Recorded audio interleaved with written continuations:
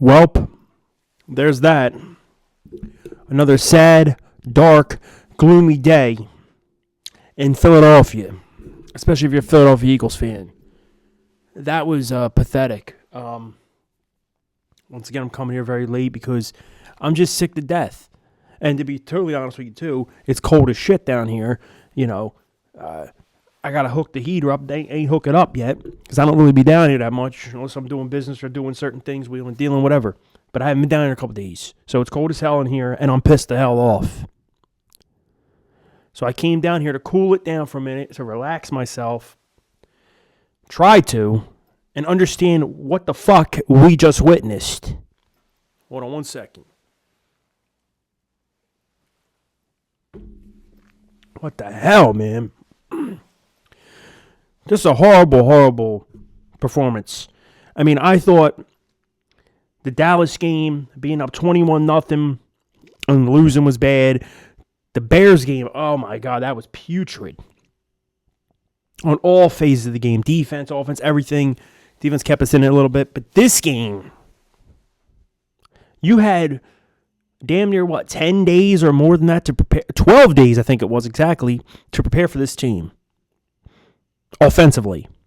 And all I heard all damn week was about, oh, man, Kevin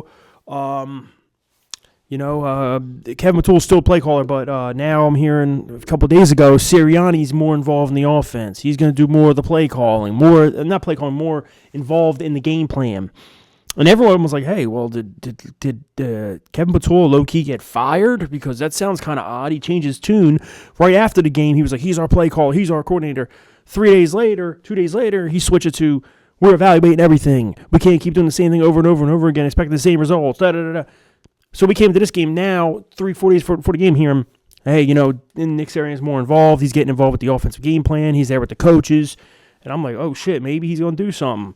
And like I said in my past video, yes, the guy sucked at calling plays, Nick Sirianni, as a head coach. His first year here.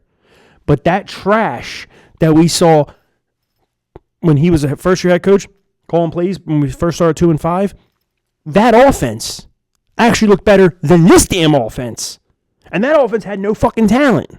I had a first-year starter in Jalen Hurts. He wasn't even to the level he is now. He wasn't even a vet. He wasn't even established. And that offense looked better than this one. So I said, hey, maybe Nick taking over calls really won't be that bad. I mean, he was handed a team with no talent besides Devontae Smith and a solid, okay O-line, and Hurts, who was trying to learn on the job. And he gave a play call and whatever. So I thought, okay, this didn't look anything like either one. I mean, I don't know what the hell this was, man. First off, shout out the damn defense. Once again, defense was off the chain, man. 7 sacks, a couple fumbles, I think 2 picks. I mean, they were balling, man. They did everything they could. They kept us in this game. I mean, so many times. Even like that crazy play, Morojomo did that approaching, or what was it? Not approaching, I'm sorry. Leverage. Where you jump. And I said, oh, great. Now it's first down instead of fourth down. They're going to instead of going for field goal, they're probably going to get a touchdown. Now we held them to a field goal anyways. Defense, once again, 3 and out, kick field goal. But there's a lot. But offensively, it was awful. And it actually worries me a little bit. It does. Jalen Hurts, okay, he's going to get a lot of the blame this week, throwing 4 interceptions, this and that. And I will say, yeah, he wasn't playing his best. He wasn't. A lot of it, before I get to that, there was also A.J. Brown, my God, had the huge drop on the first play of the game. I mean, that was like a 50-yard bomb right out the gates. You complete that, he drops it. Okay. Then I think he dropped one other pass. Then he dropped that one pass, which turned into an interception, where it was off his hands, boom, interception. Okay. And the biggest one of them all, probably the interception one, but the second biggest one, or the biggest one, was that drop touchdown. That was a teardrop, perfect pass. You cannot put it any more perfect on a receiver that's running full speed and has a cover guy on him. A teardrop right into his hands. He drops it. That's a touchdown, and we win that damn game. I guarantee we win it because that's a touchdown. We ain't settling for a field goal. And you had no hope at that point because you said, man, now it's, 3rd and goal or wherever it was. And you're like, we know this damn trash-ass offensive play calling. They ain't going to come up with any kind of play that's going to, score here. So it's probably definitely going to be a field goal now. Thanks for dropping the ball. I mean, that's what you're thinking in your head. That's how bad it is here. So when you get the opportunities, you got to take care of them. But also, before I get to Hurts and everything else, AJ, Jalen Hurts, offensive play calling is terrible. The penalties are killing us as well, man. I mean, it's just every time we get some kind of momentum going, penalty, or something stupid happens, or this and that.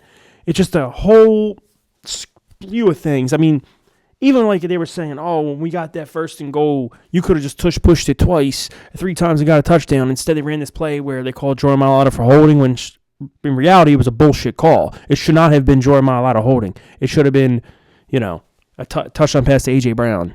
Instead, they picked that call, that flag. It backs us up, and now we're messing around. We can't do anything. Kick the field goal. This is how the whole season has went with this offense.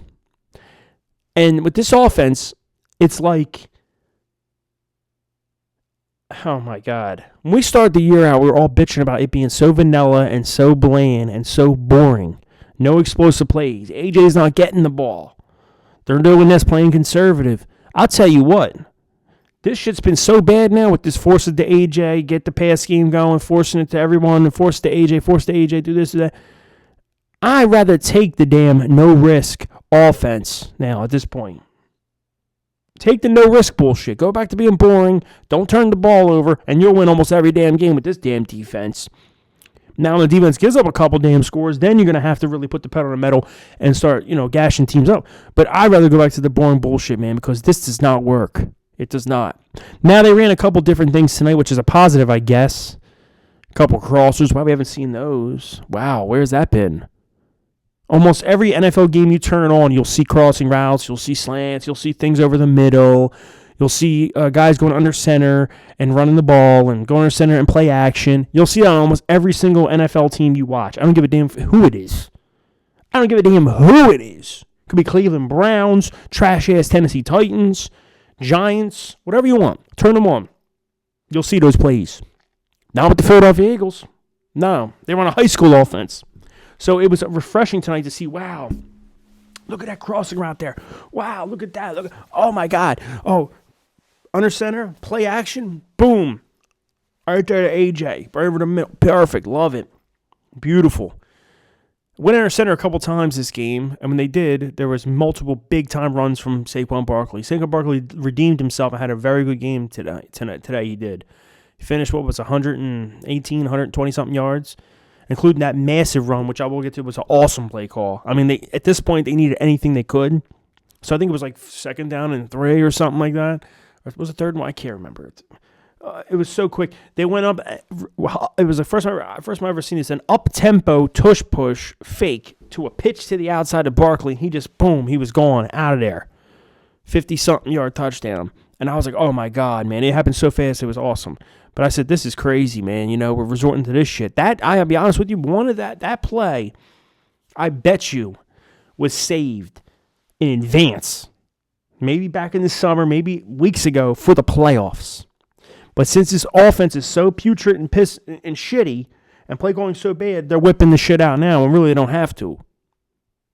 If you get what I mean. I feel that play was saved for January. But who am I? Now we get to Jalen Hurts. Jalen Hurts, yes, he had the 4 interceptions. One was through A.J. Brown's hands, and then it was called a pick, and just I don't know.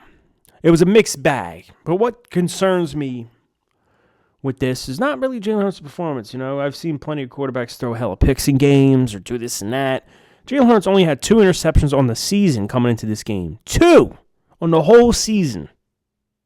12 or 13 games in or whatever it is so far, he only has 2 picks. In this game, he threw 4. What worries me about it is that I'm starting to feel that this offense, Jalen Hurts, the players, the coaches, are feeling the heat from the media and they're feeling the heat from the fans. And they're just feeling that they know themselves that shit's not right. And, Hurts is regressing. Well, that's only one game, but he's forcing shit. And these guys are literally out there just trying to, I don't even know how to explain it. He's forcing stuff. He's not playing like, within the confines of the offense. Him and the guys. Him and all the receivers and everyone. He's just forcing stuff. He's trying to make things happen. Playing reckless.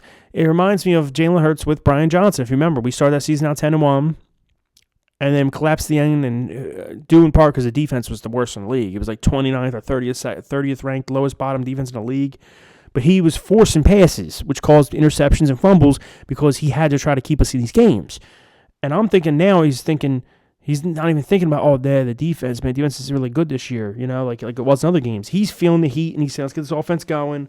Fuck the coaches, and he's just trying to make something happen. And that never works. See, you realize with this offense, and especially this quarterback, when they have a veteran offensive coordinator with him as a quarterback, he plays his best. Not just his best, but you tell he's taking in information. He's learning what they're, he's staying. I don't know how to explain it. They keep him refocused. They keep him focused, refocused, reinformed, whatever you want to call it. They pull his ass in, let's put it that way. They reel him in. And hey, this is how it goes. Once they get these rookie guys who never call plays, and I guess Hurts, he's played with every play call there is, from the highest level of colleges to the highest level of the NFL to everything you can think of. And you hand him a guy like this who's been a pass game coordinator who's a goddamn bum, this Patullo, and this guy cannot reel Jalen Hurts in. No way he can. Or these offensive players.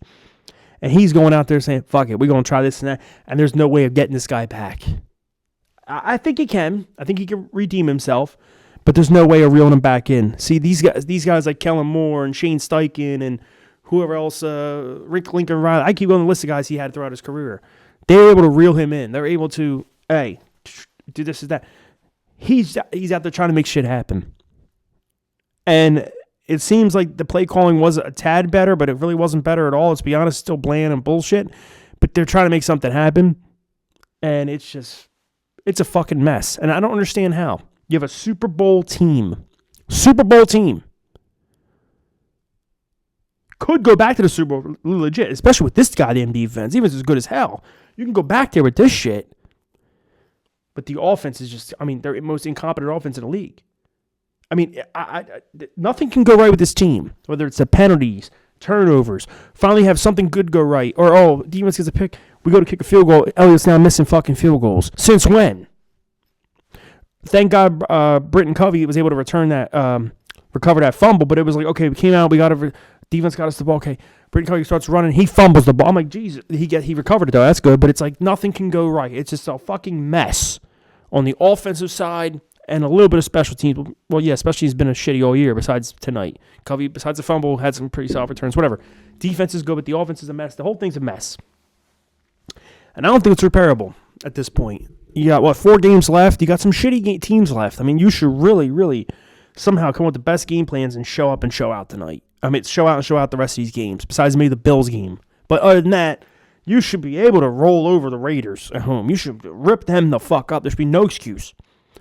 And same thing with the Washington. At least one of those games you should be able to probably split with them. That's how it always works with that, but this is bad, man. This is very, very bad. And I don't know where to go from here. It's just another wasted season. Is it once again another wasted season like it was in 2023? Coming off that Super Bowl, win or lose, but coming off a Super Bowl loss, though. And just a waste of a season. You start 10-1, and you can tell, okay, it's never going to click. It's finally just not going to click. The coordinator sucks balls. We got to do something. Nick Sirianni's really got to have a talking to as well. They have to have a sit down with his fucking ass. Talking about Howie and talking about Jeffrey and all them. They got to really sit down with Sirianni, Hurts, and all this and figure this shit out because this is like ridiculous, bro. I see teams with backup quarterbacks, third-string quarterbacks, bum-ass talent, and racking up points on teams and making shit pop, putting drives together. Nothing this horrible, though. This is bad, man. And something's got to change. And how funny is a Hard Knocks, right? It comes out. A Hard Knocks starts, and now all of a sudden, we lose almost every game. Because I just realized when I watch Hard Knocks, it starts at the Dallas Cowboys episode where I'm 21-0. It doesn't show the whole season like they said they would. What's the point of that? They show us the whole shit. Fire and Dayball, the Giants, us doing this. Show us all of it. But now they're starting there, but whatever. I'm getting out of here, guys. Go Birds, Falcons fly, I guess. On to the Raiders. I don't even know what to say, man. horrible fucking game, man. I'm out. Peace.